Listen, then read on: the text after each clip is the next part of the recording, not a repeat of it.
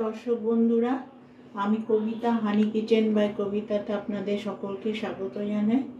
দর্শক বন্ধুরা, আমি নানান কাজে ব্যস্ত থাকার জন্য আমি সময় মতন কাজ করতে পারি না ভিডিও, সেই জন্য আপনাদের কাছে আমি খুব লজ্জিত। যাই হোক, আবার আমি চেষ্টা করছি যাতে মূল স্রোতে আসতে পারি। আমি আজকে যে ভিডিওটা দেখাবো, যে ভিডিওতে মধ্যে রেসিপিটা দেখাবো, সেটা হচ্ছে হোমমেড টমেটো সস। এই টমেটো সসের মধ্যে এর একটা বিশেষত্ব আছে। আমরা বাইরে যেটা খাই সেটার মধ্যে পেঁয়াজ রসুন থাকে, যার জন্য যারা ভেজিটেরিয়ান তারা খেতে পারে না। তাদের কথা ভেবেই আমি আজকে একটা নিরামিষ হোমমেড টমেটো সস তৈরি করছি। আশা করি আপনাদের ভালো লাগবে।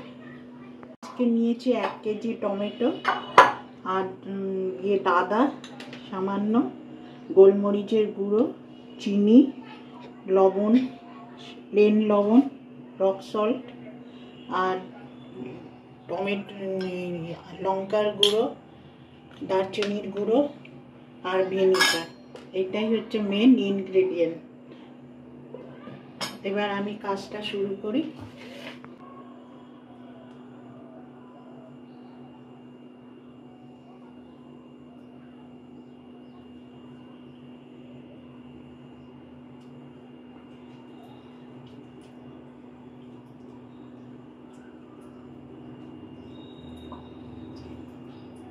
এটা ফেলে দিয়ে এটা 4 ফালা করতে হবে।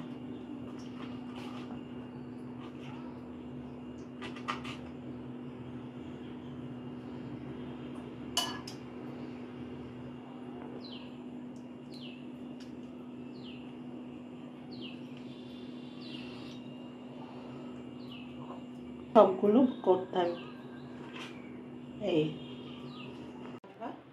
এখানে 1 কিলো টমেটো নিয়েছি। এবার এই গ্রাইন্ডারের মধ্যে দিয়ে এটাকে পেস্ট করব। এর মধ্যে আদা নিয়েছি আমি 20 গ্রাম, ভাগে ভাগে দেবো আদা কুচি।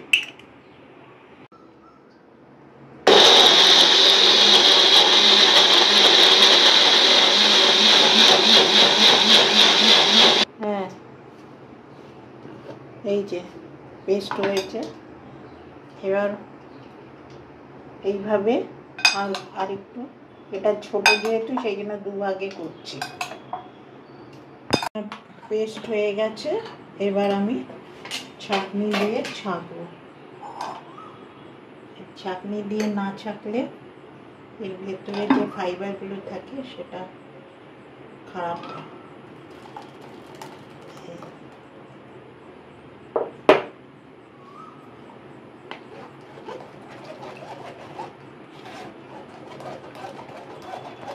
আমি ছেঁকে নিলাম। এইটা ছেঁকে ফাইবারগুলো বেরোয় গেলে দরকার নেই।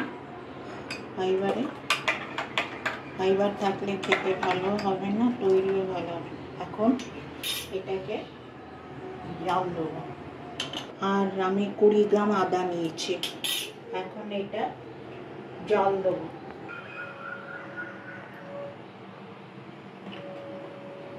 এবার কয়েকটা কারি পাতা দেবো, 1 চা চামচ, 1 চামচ লঙ্কা কুচি, রেড চিলি পাউডার 2 চামচ, নুন হচ্ছে 1 চামচ, কমন সল্ট 1 চামচ হচ্ছে রক সল্ট, চিনি হচ্ছে একটু পরে দেবো।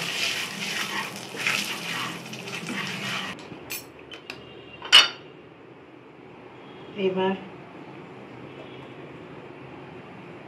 এটা ঢেলে দেবো।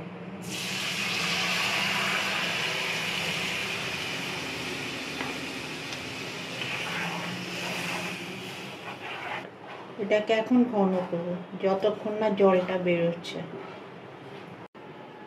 এই কারি পাতাগুলো আর ফ্লেভারের জন্য দিয়েছিলাম, আমি এখন তুলে নিলাম। তুলে দিয়ে এখন 1 চামচ কর্নফ্লাওয়ার দিচ্ছি। মিনিট 15, যেহেতু জলের পরিমাণটা বেশি থাকে বলে ঘন হতে সময় লাগে, সেই জন্য 1 চামচ আমি কর্নফ্লাওয়ার দিলাম।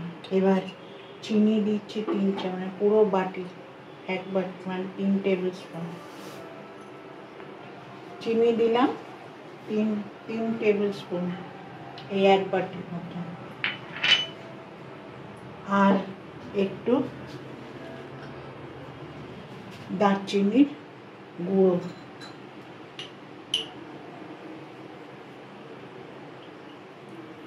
এই চামচ, ব্যাস। একটু ঘন হবে, ঘন হলে ঠান্ডা হলে তারপরে ফ্রিজে রাখ। আর মেন ইনগ্রিডিয়েন্ট যেটা মানে প্রিজারভেটিভ, যাতে উইদাউট প্রিজারভেটিভে অনেক দিন থাকতে পারে, সেই জন্য ভিনিগার দিচ্ছি 3 চামচ, 3 টেবিল স্পুন।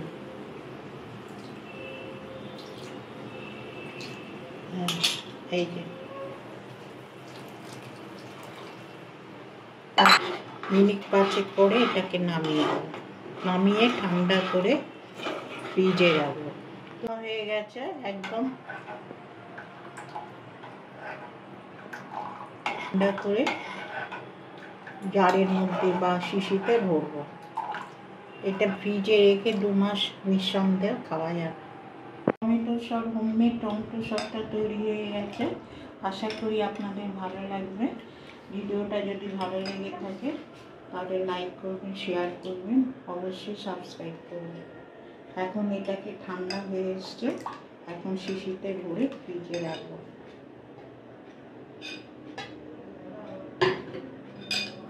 এটা সম্পূর্ণ ভেজিটেরিয়ান যারা, তাদের পক্ষে এটা খুব ভালো।